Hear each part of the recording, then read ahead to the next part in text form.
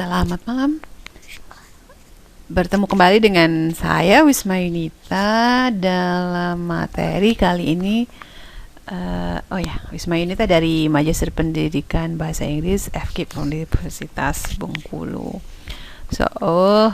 Kali ini kita ketemu kembali dalam materi do and don't dalam menulis artikel ilmiah. Jadi materi ini merupakan salah satu materi yang ada dalam mata kuliah article writing and presentation, and juga mata kuliah academic writing biasanya perlu bagi mahasiswa baik S1 maupun S2 ya. Jadi karena itu saya buatkan video ini. Baik, pertama kita lihat apa topik diskusi kita hari ini, yaitu do, apa saja yang harus dilakukan dalam menulis artikel ilmiah, dan don't, apa saja yang harus dihindari dalam menulis artikel ilmiah. Baik, apakah mereka? Apa sajakah itu? Kita lihat.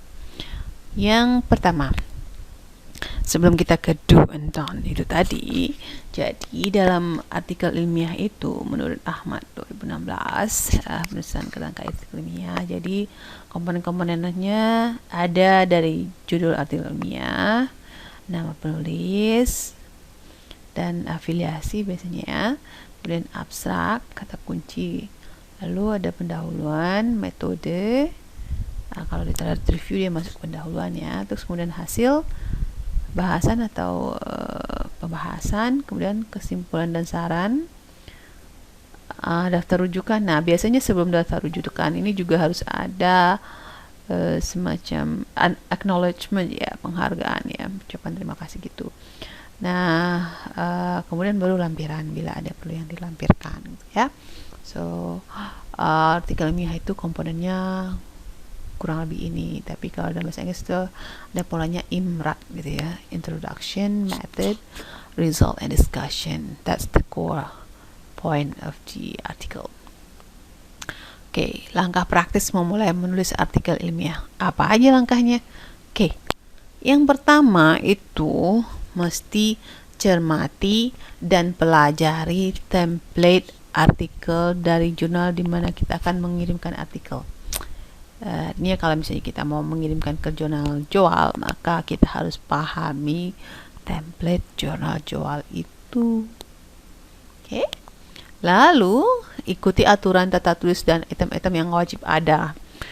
Author guideline-nya atau template-nya itu mesti diikuti. Jadi template atau author guideline itu adalah semacam aturan ya untuk masuk ke jurnal itu. Jadi kalau mau masuk ke sana ya ikuti aturan itu.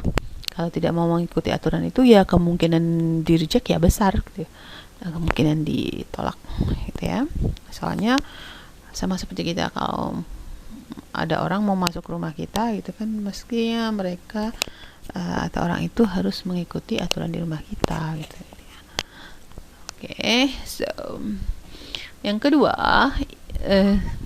ikuti aturan tata tulis dan item-item yang wajib ada. Misalnya jumlah katanya berapa, 5.000 sampai 7.000 kata, kemudian penulisan dan penomoran pakai apa, tabel dan gambarnya dibuat seperti apa, kemudian ukuran hurufnya apa, jenis hurufnya apa, mesti clear. Jadi ikuti semua itu, aturan itu.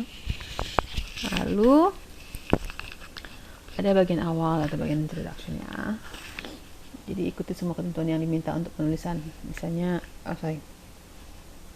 sebelum introduction, bagian awal itu bahas identitas artikel ya. Jadi ada judul, ada nama penulis dan afiliasi, kemudian abstrak dan kata kunci. Jadi jangan lupa itu. Untuk judul ini sendiri biasanya normally itu sekitar 16 kata. Nah, dan untuk penulis itu namanya cukup nama saja tanpa embel-embel gelar di depan atau di belakang nama, cukup nama saja. Misalnya Wisma Yunita ya sudah Wisma Yunita saja gitu, nggak usah pakai MPD atau pakai doktornya gitu ya. Kemudian afiliasi biasanya ada juga itu, misalnya kalau saya itu program studi Magister Pendidikan Bahasa Inggris FKIP Unip gitu kan, atau Indonesia. Kemudian abstrak dan kata kunci, abstraknya berapa banyak katanya dan kata kuncinya berapa banyak yang dibolehkan. Nah, kalau untuk abstrak biasanya sih sekitar 100 sampai 300 kata ya, tapi rata-rata biasanya 150 kata, itu agak enak. Kalau 100 kata agak sulit membuatnya, 300 kata juga kepanjangan. More or less like 150 atau 200 gitu ya. Dan disertai dengan kata kunci yang kurang lebih 2 sampai 5 kata atau frasa. Lanjut bagian pendahuluan. Apa yang kita boleh lakukan di bagian pendahuluan, apa yang tidak boleh. Yang pertama kita lihat apa yang boleh. Nah, panjang pendahuluan itu nggak usah panjang-panjang juga, ya sekitar 10-20% dari total keseluruhan artikel ya. Kemudian mengulas hanya hasil riset yang penting dan memiliki hubungan dengan riset kita itu, jadi dengan hasil-hasil yang meyakinkan dan dapat dipertanggungjawabkan dengan literatur yang jelas sumbernya gitu ya. Kemudian sebaiknya menuliskan apa yang diteliti dalam lingkungan hal yang ingin Anda publikasikan, dalam lingkup ya. Kemudian tambahkan kalimat Anda sendiri sebagai penjelas terhadap kalimat utama, lakukan paraphrase. Nah, kemudian nyatakan permasalahan yang akan dibahas dalam artikel. Apabila artikel adalah hasil penelitian, maka Anda tinggal memasukkan pertanyaan penelitian pada bagian ini dengan sedikit modifikasi. Jadi di akhir bab pendahuluan itu biasanya ada research question ya. Okay, so apa yang tidak boleh dilakukan? Jangan menulis sebuah hasil penelitian kita dalam pendahuluan. Kemudian kalau penelitian terdahulu boleh ya. Kemudian memuat pengetahuan yang bersumber dari textbook dengan literatur yang disertai dengan kadar ilmiah yang rendah. Apa yang nggak boleh? Biasanya sih kalau di artikel-artikel jurnal itu nggak boleh tuh ya blogspot, ya kamus, ya Wikipedia yang kayak gitu, ataupun tesis atau skripsi gitu ya. Masih bagus lah pakai artikel ya. Jadi biasanya tuh sumber yang bagus itu adalah artikel jurnal lalu buku gitu ya. Jadi itu saja. Bila perlu 70% dari artikel kita itu sumbernya dari referensinya itu dari artikel yang sudah dipublikasikan, khususnya 5 tahun terakhir gitu ya. Itu kan bagus. Kemudian mulai bab pendahuluan dengan mengutip dari literatur, namun tidak menyampaikan hal yang diperoleh dari penelitian yang Anda kutip. Dia tidak menyampaikan hal-hal yang diperolehnya, tapi ada penelitian ini tentang ini gitu, tentang dilakukan oleh segini tahun sekian gitu. Misalnya dia kita sampaikan itu, jangan lagi kalau itu kan saya disampaikan gitu ya. Jadi di sini maksudnya adalah kita memulai pendahuluan dengan mengutip dari literatur, nah namun tidak menyampaikan hal yang diperoleh dari penelitian yang Anda kutip itu. Jadi tapi ngutip tapi nggak menyebutkan apa yang dikutipnya, jangan gitu. Kemudian mengutip kalimat orang lain tanpa misalnya memberi kredit pada orang itu. Kemudian kurangnya informasi tentang hal yang diperoleh dari penelitian yang dikutip tidak membantu pembaca untuk melihat relasi dari penelitian yang Anda lakukan dengan hal yang sudah diperoleh dari penelitian sebelumnya gitu. Jadi kurang informasi. Ini istilahnya itu gapnya itu apa gitu. Apa yang mau diteliti, kenapa penting gitu ya. Oke, jadi di pendahuluan ini sudah kelihatan itu. Jadi dan pada bagian ini juga biasanya akan di awal-awal kalimat atau di awal-awal paragrafnya itu mesti ada banyak paraphrase ya, banyak referensi ya yang sudah di paraphrase ataupun disintesa gitu. Jadi itu akan membuat orang menjadi lebih khususnya managing editornya itu tertarik membaca. Pas dia baca, bagus nih artikelnya, sesuai template atau kebiasaan yang atau move yang ada di bagian introduction itu. Sekarang kita ke metode. Nah, metode ini yang harus dilakukan adalah menuliskan materi secara singkat, padat, dan jelas dan tegas. Nggak usah panjang lebar berteori ya. Kemudian populasi dan sampel kalau dia kuantitatif. Kemudian desainnya eksperimen atau pengumpulan datanya gimana. Teknik analisis datanya bagaimana. Terus kemudian dalam pemaparannya semua isi bagian metode itu dalam bentuk paragraf yang terpadu. Jadi satu paragraf saja, tidak dipisah-pisah seperti yang kayak di tesis atau disertasi gitu ya. Jadi just satu paragraf saja. Nah, di sini di bagian metodenya yang don't-nya adalah hindari pemaparan yang tidak perlu. Jadi kalau nggak perlu ya nggak usah dipaparkan, yang penting-penting aja. Jadi saya nggak bisa direplikasi. Bila misalnya pembaca atau ingin melakukan penelitian lebih lanjut terhadap topik yang sama gitu ya. Kemudian hasil dan pembahasan. Di hasil jangan menyajikan laporan penelitian, padahal pada dasarnya artikel adalah untuk publikasi hasil penelitian, bukan laporan penelitian. Jadi kalau bikin artikel jurnal itu bukan artinya tesis atau skripsinya dipenggal-penggal atau itu disampaikan begitu hasil laporan penelitiannya gitu. Jadi bukan laporan tapi artikel gitu ya. Kemudian jangan memaparkan hasil penelitian satu persatu, panjang dia kan. Jadi maksudnya itu adalah hasil penelitian itu sudah dibuat datanya itu simple dan mudah membantu pembaca untuk memahami penelitian kita dengan mudah gitu ya. Nah, do-nya apa? Do-nya adalah sajikan data yang sudah diolah. Jadi bukan data mentah. Itu sama dengan tadi memaparkan penelitian satu-satu. Jadi sajikan data yang sudah diolah, singkat, padat, jelas, dan orang pembacanya terbantu dengan membaca tabel itu, bukan dia ada membaca data itu bukan malah tambah pusing gitu ya. Kemudian lebih efektif dan efisien data disajikan dalam bentuk tabel atau gambar yang komunikatif, ya betul. Jadi pakai tabel atau pakai graf atau pakai